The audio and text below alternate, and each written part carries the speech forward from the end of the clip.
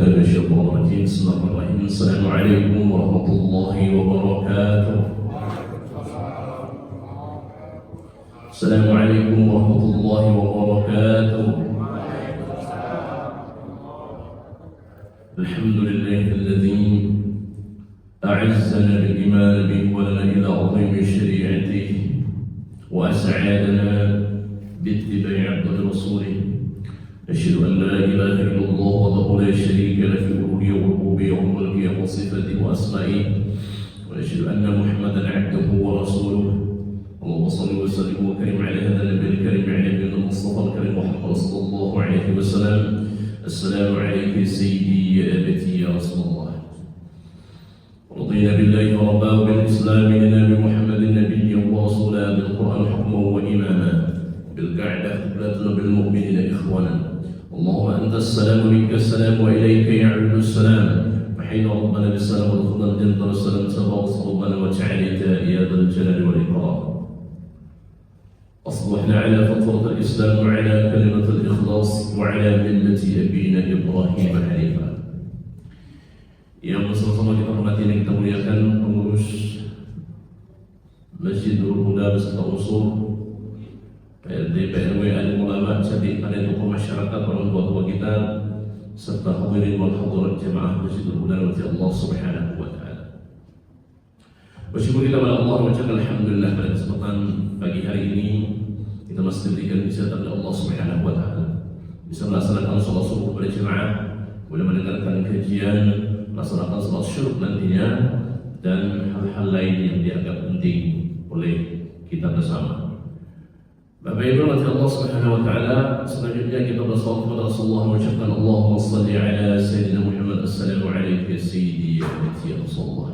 Bapak Ibu rahmati Allah Subhanahu wa taala, pada pagi hari ini kita akan mengaji tentang syariat kurban. Kita bahas di Quran surah Al-Kautsar ayat 1 sampai 3. أعوذ بالله من الشيطان الرجيم. بسم الله الرحمن الرحيم. إنا أعطيناك الكوثر فصل لربك وانحر إن شانئك هو الأبتر. Tiga ayat saja, tapi kandungan maknanya, kandungan syariat dari ayat ini luar biasa. Bagi Allah Subhanahu wa taala, inna a'tainaka al-kautsar, sesungguhnya a'tainaka al-kautsar, sesungguhnya kami banyak memberikan karunia yang besar, yang banyak, yang agung kepada kita. Al-Kautsar, kalau kita telusuri dari berbagai macam tafsir mengatakan bahwasanya Al-Kautsar adalah telaga yang dikhususkan untuk baginda mulia Rasulullah SAW beserta pengikutnya, umat-umatnya.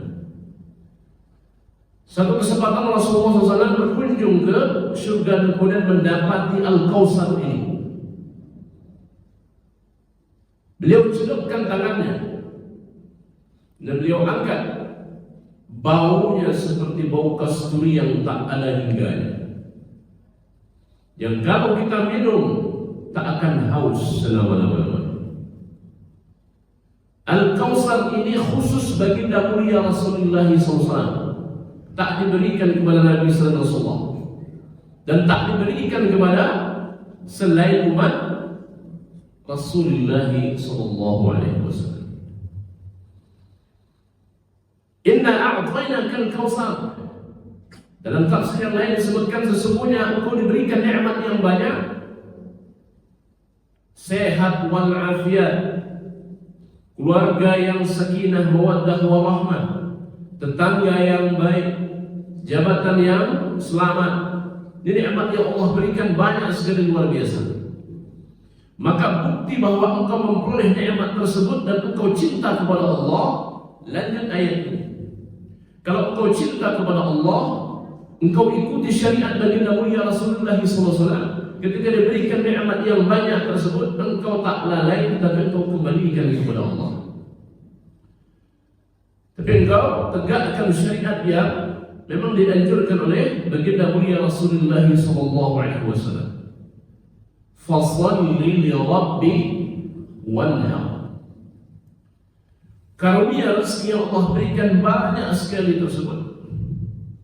Fassalli li rabbik, maka hendaklah engkau melaksanakan ibadah salatmu untuk Allah. Melaksanakan ibadah salat untuk fassalli li rabbik. Ibadah kita itu untuk Allah. Qul inna salati wa nusuki wa mahyaya wa mamati lillahi rabbil alamin. Sesungguhnya, qul inna salati, salatku, wa nusuki, secara umum maknanya ibadah, tapi secara khusus dimaknakan masalah ibadah kurban. Nama lain dari ibadah kurban itu nusuk. Qul inna salati wa nusuki wa mahyaya, hidupku, wa mamati, matiku, lillah, untuk Allah. Kalau sudah lillah, maka segalanya selesai. Maka segala sesuatu itu akan jadi pahala di sisi Allah Subhanahu wa taala. Maka ketika diberikan karunia rezeki yang besar sekali, yang banyak sekali, yang agung sekali Allah Jalla wa ala, wassalli li rabbik, maka hendaklah kau dirikan, angkat tanganmu, kemudian sujudkan kepalamu di hadapan Allah Jalla wa ala. Dalam tafsir disebutkan bahwasanya fassalli li rabbik kaitannya dengan pelaksanaan salat sunnah Idul Adha. Makanya diganding dengan wanhar. Nikmat Allah yang banyak tersebut engkau kerjakan salat sunnah 2 rakaat Idul Adha, wanhar, dan berkurbanlah. Di sini ada 2 ibadah yang Allah gandeng tersebut. Jadi kalau ayat tersebut menggandeng 2 ibadah sekaligus disebutkan, itu menunjukkan bahwa ibadah tersebut tak main-main. Apa ibadah tersebut disebutkan? Fassalli li rabbik, salat, wanhar, ibadah kurban. Menurut Allah Subhanahu wa taala, kurban ini merupakan syar'u man qablana, syariat sebelum baginda mulia Rasulullah SAW. Jadi kalau ada syariat yang diberlakukan sebelum Rasulullah kemudian berlanjut kepada Rasulullah, itu menunjukkan syariat itu penting. Khitan pada masa Nabi Ibrahim alaihissalam, haji Nabi Ibrahim alaihissalam, kemudian ini dia kurban. Jadi kalau syariat Nabi sebelumnya ada yang terhapus, ada yang dinasakh, tapi ada juga yang berlanjut. Banyak syariat Islam itu yang berlanjut, ada juga syariat itu yang dihapus. Contoh, tata cara bertaubatnya umat Nabi Musa alaihissalam. Nabi Musa itu kalau bertobat kepada Allah dengan cara bunuh diri. Dan kalau kita bertobat kepada Allah kan harus terpenuhi 4 rukun. Menyesali, meninggalkan, kemudian tidak mengulangi kembali, kemudian berazam. Nah, terpenuhi rukun tersebut, insya Allah tobat kita terima Allah Subhanahu wa taala. Nah, kurban ini adalah bagian dari syariat yang sebelumnya diterapkan, dianjurkan oleh Allah Subhanahu wa taala. Sampailah kepada Rasulullah sallallahu alaihi wasallam. Ya abati fa'al ma tu'mar. Wahai ayahku, sembelih saja, lanjutkan. Kalau memang itu instruksi Allah Jalla wa ala, lanjutkan.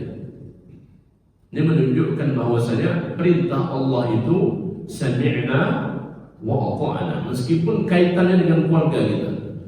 Meskipun kaitannya dengan istri dan anak-anak kita, harta benda yang kita cintai, kalau syariatnya sudah menganjurkan, sami'na wa ata'na. Berat tak hati Nabi Muhammad SAW? Berat sekali.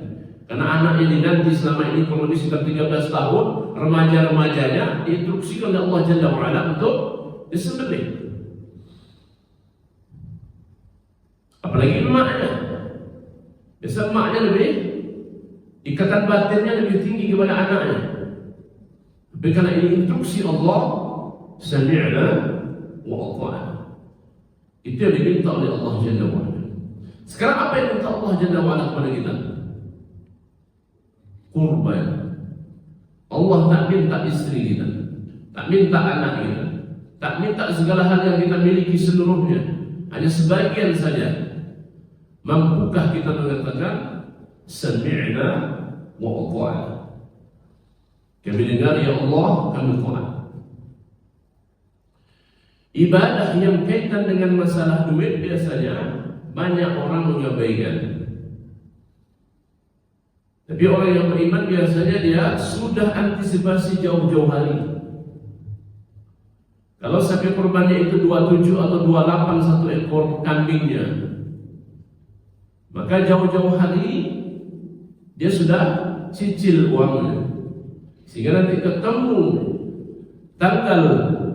masuk tanggal 1 Zulhijjah, dia tak sibuk lagi memikirkan uang untuk membayar kurban. Jangan di situ Zulhijjah, di situ pula kurbannya. Biasanya agak lumayan sulit dan hati pun agak berat. Karena bersamaan dengan keluar uang tersebut banyak pula kebutuhannya. Di situ pula ujiannya, Pak. Dan atap rumah bocor, mobil kena, motor kena, adanya. Yang uangnya itu memang harus dikurangi dari uang yang mestinya dikeluarkan untuk kurban. Maka paling bagus bagaimana Ustaz? Paling bagus itu memang harus ada dijalankan tabungan kurbannya, sehingga uang tersebut tak diambil. Kalau kita nabung sendiri aja di rumah, sangat dimungkinkan sewaktu-waktu dibongkar tabungannya. Lagi butuh, lagi demo, butuh duit, butuh uang, dibuka ya tabungannya. Dan itu sudah terkumpul 2 juta. Ada ambilnya. Nantilah itu entah kapan lagi dia tabungnya. Ketemu bulan Zulhijjah, tak jadilah dia ikut melaksanakan ibadah kurban. Mesti dicicil, mesti ada badan penyelenggaranya atau kasih ibadah kurban di masjid. Kepala saksi ibadah kurban. Kalau biasanya kan ada juga serikat kematian, maka mesti ada juga kasih untuk penyelenggaraan ibadah kurban, supaya terkontrol banyak orang yang bisa melaksanakan ibadah kurban. Ya, kalau 27 atau 28, maka di break menjadi 12 atau 11 bulan lah. Maka kurang lebih sekitar 200 ribuan per bulan yang mesti ditabung. Kalau tak begitu, payah jadinya. Baik, Allah Subhanahu wa taala terkait syariat kurban ini, Rasulullah SAW menyebutkan salasun, 3 kata Rasulullah SAW, hunna alayya faraid, 3 yang diwajibkan kepadaku, kemudian hunna lakum tatawwu', kemudian bagi kalian hukumnya sunnah. Nah ini yang dipakai biasanya, dan ini yang dipakai kan sunnah aja terus. Sunnah aja itu, ya sunnahnya bukan sunnah biasa. Dalam mazhab Syafi'i itu disebutkan dalam fikih-fikih kita, itu sunnahnya bukan sunnah biasa, disebut dengan sunnatun muakkadatun, sunnah yang hampir mendekati wajib. Dia bukan sunnah biasa. Yang pertama, al-witr. Witir itu wajib bagi Rasulullah, bagi kita sunnah. Wan-nahru, ini dia. Nahar, menyembelih hewan kurban itu wajib bagi Rasulullah. Tapi sunnatun muakkadatun bagi umat Rasulullah. Kemudian wassalatu duha, salat duha. Rasulullah salat duhanya wajib. Bagi kita salat duha itu sunnah. Nabi Allah Subhanahu wa taala, apa sebenarnya hukum dari kurban ini? Merujuk kepada berbagai macam dalil, memang hukumnya dalam mazhab Syafi'i disebutkan sunnatun muakkadah. Meskipun mazhab yang lain mengatakan tidak, hukumnya wajib. Benar juga, karena dalilnya juga pun ada. Wanhar itu fi'lul amar, perintah. Fassalli li rabbik, maka hendaklah engkau salat. Kalau salatnya wajib, maka wanharnya juga wajib munasabah dia. Maka kurban juga wajib. Ditambah lagi dengan dalil hadis Nabi SAW. Mau wajada sa'ah, barang siapa yang Allah berikan kelapangan rezeki, walaupun wahid, tapi dia tidak mau berkurban, banyak rezekinya, masuk tanggal 10 Zulhijjah, entah itu terlupakan oleh dia, entah itu terlalaikan oleh dia. Bisa jadi terlalaikan oleh dia karena sibuk-sibuk, besok sudah 10 Zulhijjah, orang apa tahu. Maka perlu juga surat dikirimkan ke rumah masing-masing. Mungkin kalau kita tak perlu pakai surat lah, dikirim ke WA. Instruksi tentang ibadah kurban untuk membangunkan yang tertidur. Kadang-kadang ada orang yang sibuk luar biasa, tak sempat dia terbaca dia itu pula dia baru sadar bahwa sekarang itu sudah masuk bulan Zulhijjah. Baru dia sadar ketika kita berkirim tersebut di WA kita.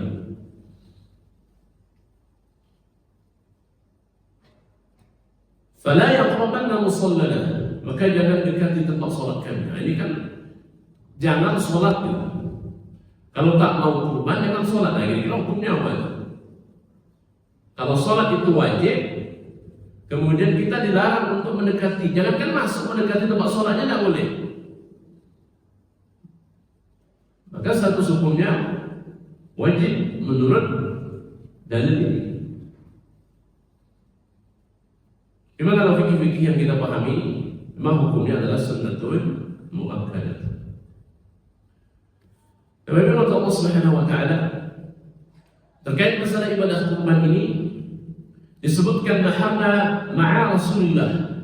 Kami pernah berkurban bersama Rasulullah.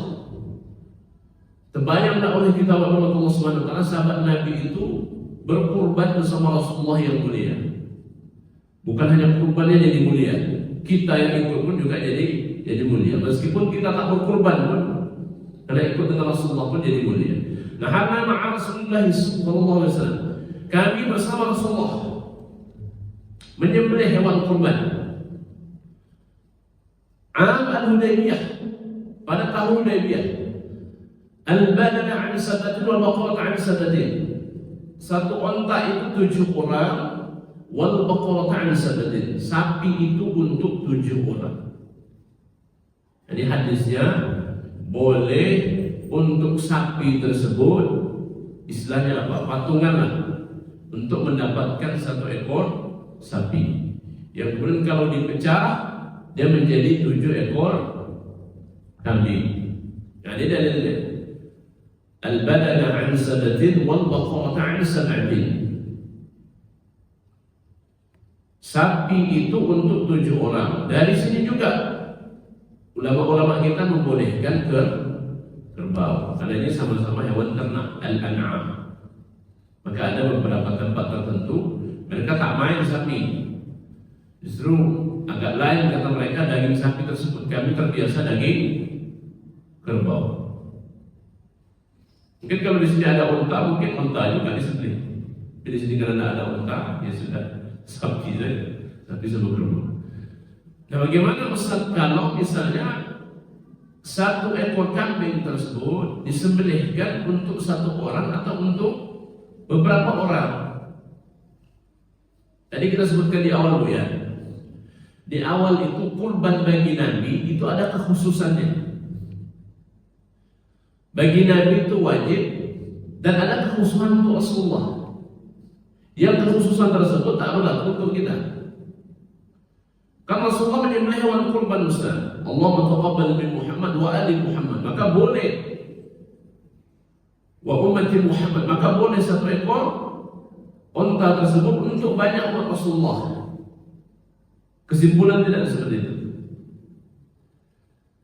Meskipun ada hadis Nabi SAW, kalau rajul fi ahdi Rasulullah SAW, ada laki-laki yang hidup pada masa Rasulullah, yudhahi bisyati, dia menyembelih satu ekor kambing, anhu wa an ahli baitih, untuk dirinya dan untuk keluarga yang ada di rumahnya. Satu ekor kambing. Berarti boleh Ustaz satu ekor kambing untuk satu keluarga, kan gitu? Tidak begitu pemahamannya. Tidak begitu pemahamannya. Jadi kalau suami sudah berkorban Ustaz, berarti istri tak lagi, kan suami kepala keluarganya.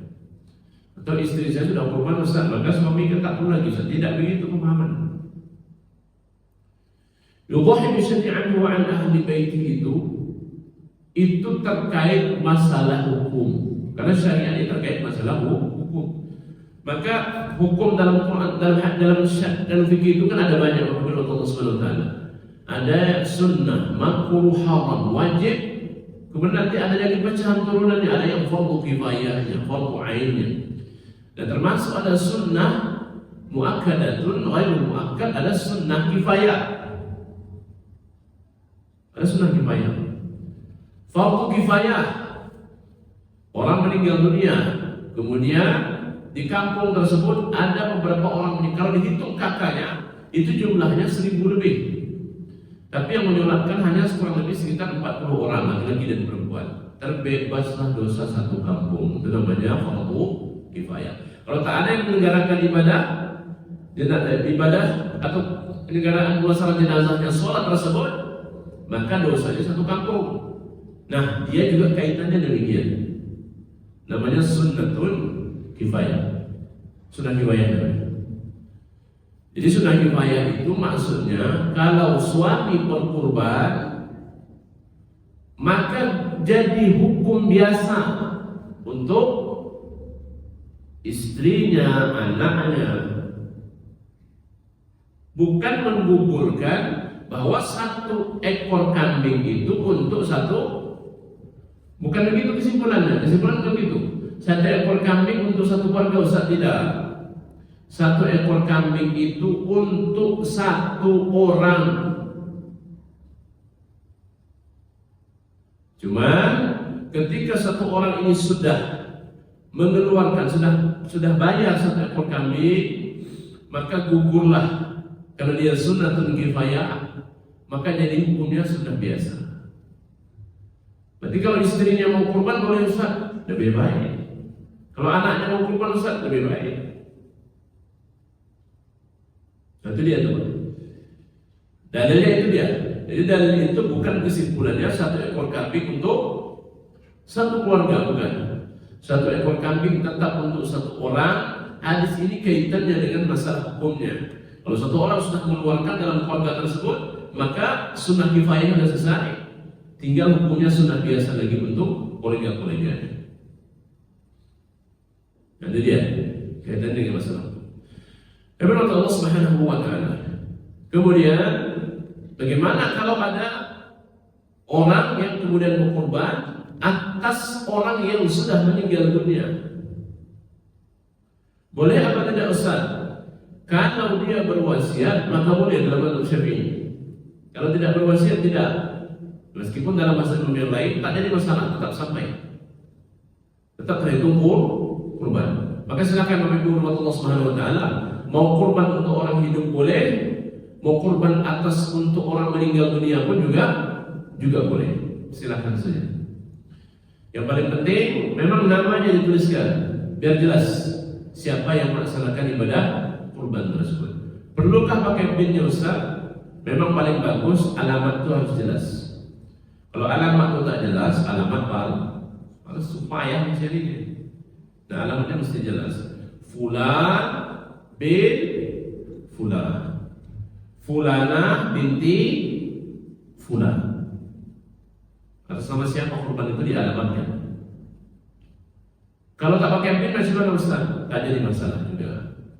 Dalam mazhab kita memang mesti jelas. Makanya usalli fardhu subhi rak'ataini mustaqbil al-qiblati adaan, kan jelas-jelas mau sholat dia Pak. Nah itulah mazhab Syafi'i. dikuatkan. Terus dituliskan biar jelas arahnya kemana, alamatnya kemana. Menurut Allah Subhanahu Wa Taala. Kemudian berikutnya yang juga jadi problem di masyarakat kita adalah terkait dengan makan daging kurban yang dimasak. Asal-asal makan haram hukumnya. Innahu, ketahuilah bahwasanya daging yang kita makan yang bukan milik kita itu nanti akan menghantarkan kita neraka Allah Subhanahu Wa Taala. Maka daging kurban yang diambil mesti jelas. Ini daging siapa? Ini punya siapa yang mau dimasak? Jangan asal ambil, asal comot. Makanya ada panitia penyelenggara ibadah kurban yang kemudian sebelumnya mengumpulkan peserta kurban, dibicarakan. Apa yang dibicarakan? Pertama, bicara masalah estimasi satu ekor kambing itu berapa. Setelah itu baru dilempar. Yang kedua, berbicara tentang nanti kalau diambil daging kurbannya untuk dimasak, daging kurban siapa?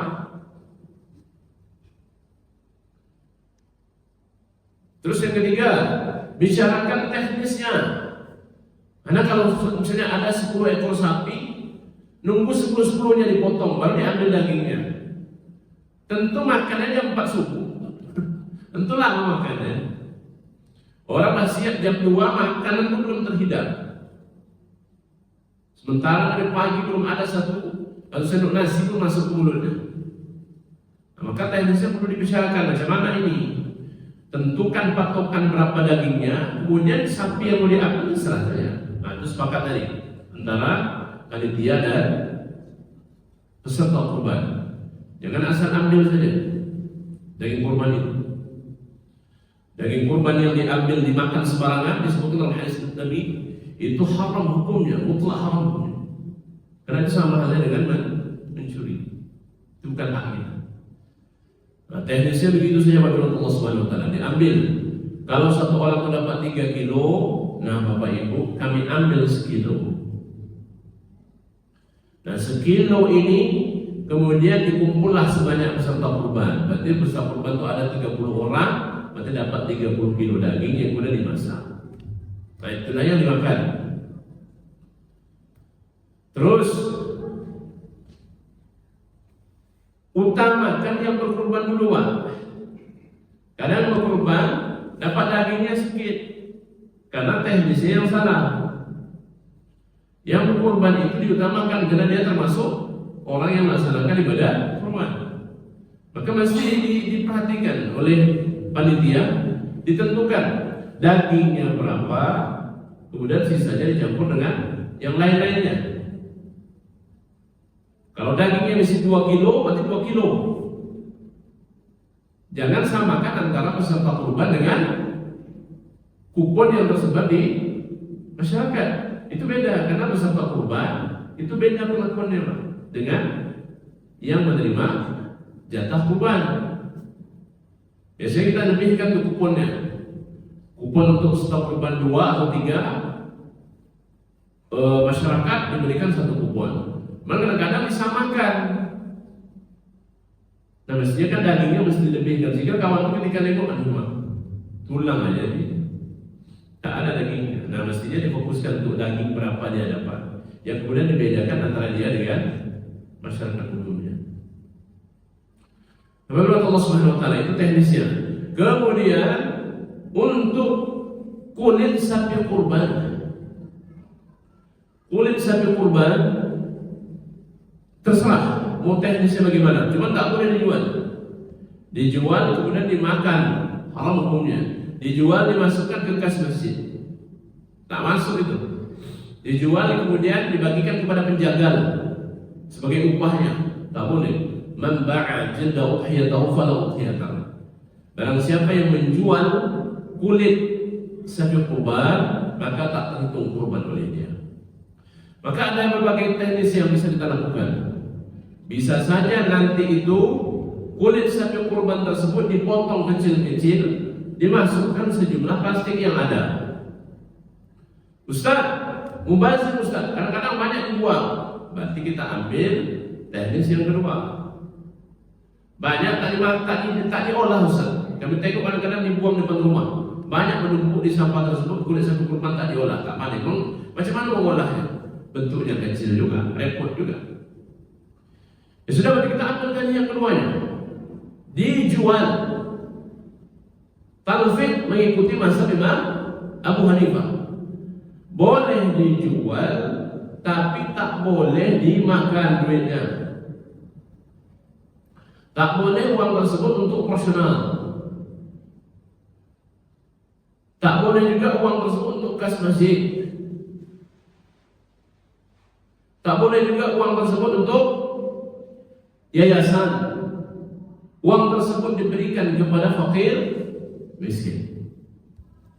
Berarti kalau pakai teknis yang kedua ini, harus dapat terlebih dahulu orang yang membeli kulit sapi kurban ini.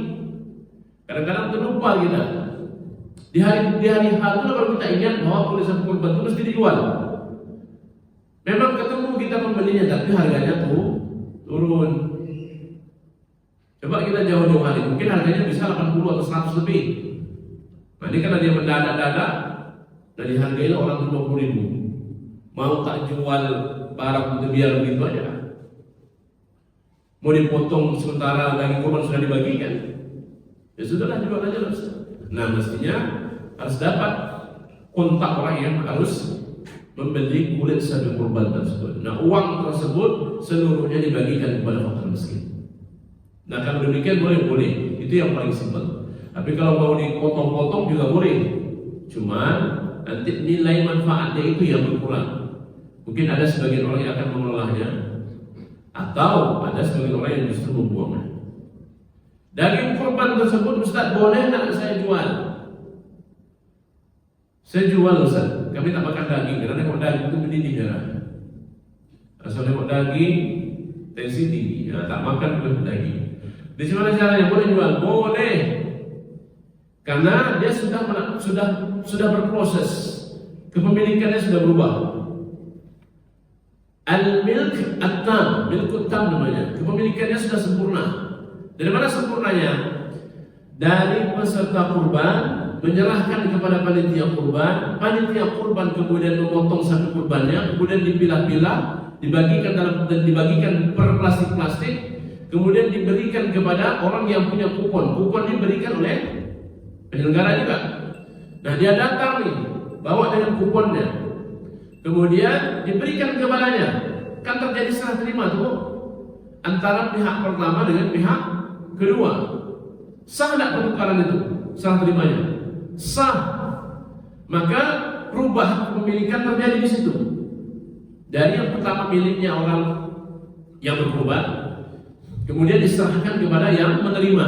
Yang menerima karena seluruh rangkaiannya itu diikuti sesuai dengan aturan syariat, maka berubah kepemilikannya. Jadilah milkut tam namanya. Maka setelah milkut tam tersebut, daging kurban tersebut mutlak menjadi milik dia. Mau dia apakan terserah dia. Mau dia jual boleh, mau dia bagikan ke tetangga juga boleh. Karena itu sudah milkut tam, milik dirinya sendiri. Yang tak boleh itu panitia menjual daging kurban.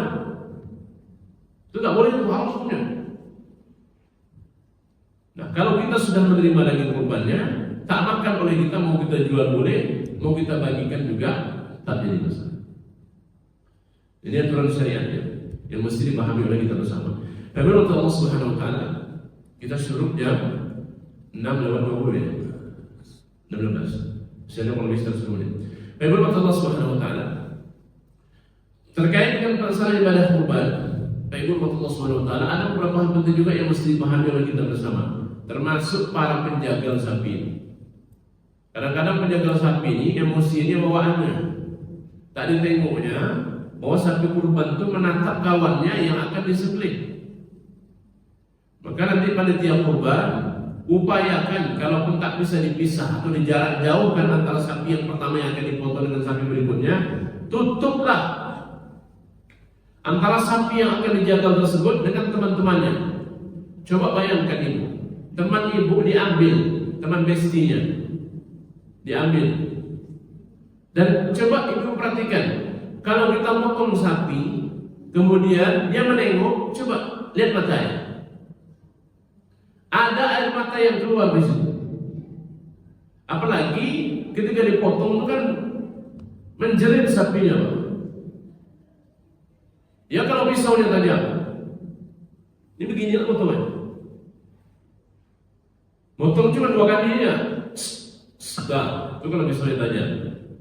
Tidak boleh mempergaji, makruhnya. Apalagi pakai pisau yang tumpul, haramnya. Menyakiti hewan. Man la yarham la yarham. Tapi menurut Allah Subhanahu wa taala, maka tutup. Untuk panitia penyelenggara tutup untuk antrian berikutnya yang akan dijagal sapinya, termasuk kambing. Dan mesti disaksikan. Ustaz, saya di luar kota, gimana caranya? Tak bisa menyaksikan, maka serahkan kepada panitianya. Tolong saksikan. Tolong saksikan penyembelihan hewan kurban. Kemudian si penjagal juga mesti hati-hati, Pak.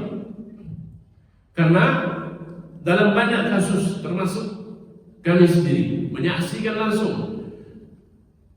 Karena kita juga termasuk penjagal dan ada juga penjagal yang lain. Karena mungkin tak tahu lah kita, karena mungkin tah pisaunya tumpul tak apa. Jadi ketika pemotongan sapi kurban tersebut, pisaunya meleset. Ketika pisaunya meleset tersebut, apa yang terjadi? Pisaunya lari ke kiri. Ketika pisaunya lari ke kiri, kan ada yang menjaga di bagian kepalanya. Kebetulan tangannya berada di bawah. Nah, ketika tangannya berada di bawah, si penjaga kan tak menengok. Dia menyangka pisau itu masuk, rupanya menyamping. Aduh. Jadi hari itu kita sibuk ngurus dia aja, terkelupas kulitnya. Ada mesti hati-hati. Penjagaan ini. Karena bisa jadi nanti kita nggak tahu itu bisa jadi itu musibah. Karena memang rata-rata penjaga itu adalah orang-orang yang berpengalaman. Maka hati-hati untuk menghindari hal-hal yang tidak diinginkan. Termasuk memang Allah Subhanahu wa taala cara menumbangkan sapi. Kan ada berbagai macam teknik yang mesti dipelajari oleh penumbang sapinya. Kadang-kadang penumbang sapi itu mau pulang 20 menit, 30 menit. Ada tekniknya itu yang perlu dipelajari. Jadi kencangkan bagian perutnya itu, kemudian dia tumbangnya tiba-tiba. Nah itu dia. Ustaz, apakah perlu digali? Sebaiknya digali, dibuatkan lubang khusus karena darah itu mengalir. Darah ini kalau dibiarkan beberapa hari bau, makanya digali. Tak digali ditimbun. Jadi kalau tak digali macam mana Ustaz? Kalau tempatnya khusus ya masalah. Diikat kepalanya, kemudian ditarik bagian 3 potong. Jadi. Tapi kita biasanya di sini gali, Pak. Digali. Karena memang itu kan darah itu najis sama Allah Subhanahu wa taala. Apalagi di sekitar masjid. Banyak anak-anak. Nah itu dia. Kemudian setelah digali ditimbun supaya baunya itu tidak sampai kemana-mana. Apalagi kita pakai AC. Baunya masuk ke ruangan sehingga ibadah kita tak nyaman. Namun menurut Allah Subhanahu wa taala, kemudian ada enggak Ustaz jatah untuk panitia kurban? Panitia kurban itu tidak ada jatahnya, hanya jatah sebagai kupon umum. Apa yang dia dapat Ustaz? Makannya. Dia dapat makannya. Yang orang lain tak dapat makannya. Makan itu halal karena sudah izin dengan pemilik hewan kurbannya, maka boleh. Jadi dia dapat dari mana Ustaz? Dapat sebagaimana orang dapat. Dapat sebagaimana orang dapat. Nah, itu dia. Itu yang paling aman. Kadang-kadang prakteknya ada. Prakteknya ada yang ngambil kepala, ada yang ngambil tulang. Memang tak terus lagi itu, Pak. Walaupun sudah kita sampaikan tak boleh Bapak Ibu adanya gitu. Nanti kepala hilang, tulang hilang. Mau kita tegur orang ramai, ya kan? Nah inilah masyarakat kita. Yang kalau mereka, Masya Allah, kalau mereka mengaji, mereka paham, mereka tak mau melakukan itu. Ternyata mereka belum sempat membersamai kita di kegiatan-kegiatan ta'lim kita. Kita terus nonton saja. ilmunya belum sampai. Kalau ilmunya sampai, dia tak mau ngambil milik orang lain. Kemudian Allah Subhanahu wa Ta'ala, boleh tidak Ustaz dibagikan kepada non-muslim daging kurbannya? Boleh, tapi prioritaskan terlebih dahulu muslimnya. Ada Bapak Ibu sekalian punya tetangga non-muslim yang dia juga ikut serta menyemarakkan aja dia. Orang kurban, dia datang situ menyaksikan bagaimana pemotongan hewan kurban. Nah, dibagikan kepada mereka. Mudah-mudahan dengan membagikan hewan kurban tersebut, bentuk kepedulian kita kepada mereka juga, lama kelamaan mereka pun juga akan tertarik dan ya insya Allah mudah-mudahan nanti dia masuk Islam. Asbab kita hubungan baik antar sesama kita. Tapi dia prioritaskan terlebih dahulu adalah masyarakat muslim yang ada di sekitar kita. Boleh dibagikan ke panti-panti Ustaz? Boleh, selama sudah terpenuhi pembagian daging kurban tersebut di sekitar tempat kita tinggal. Memang Allah Subhanahu wa Ta'ala, demikian kita pada kesempatan pagi hari ini kepada Allah Subhanahu wa Ta'ala. Kalau ada pertanyaan boleh. Ta'ala alhamdulillah boleh. Assalamualaikum warahmatullahi wabarakatuh. Assalamualaikum. Yang saya tanyakan sebenarnya kami dari penelitian kurban. Tahun-tahun yang lalu kami sudah meluas istimewa, yaitu untuk pekerja kurban dan memberikan upah yang kita tarik dari peserta kurban. Tahun ini ada sebagian masyarakat atau kelompok masyarakat yang mengusulkan sebaiknya pekerja itu menjadi daging pulang. Nah, ini yang saya tanyakan. Pekerja itu membuat daging pulang. Nah, bukan uang tadi yang kita kasih. Tapi alhamdulillah tahun kemarin ketua masjid sudah mengarahkan ke sana, sudah mengganti dengan upah setiap orang. Tapi tahun ini sekelompok masyarakat mengusul lagi, Pak, sebaiknya masyarakat itu yang bekerja itu membuat daging pulang. Itu yang saya tanyakan.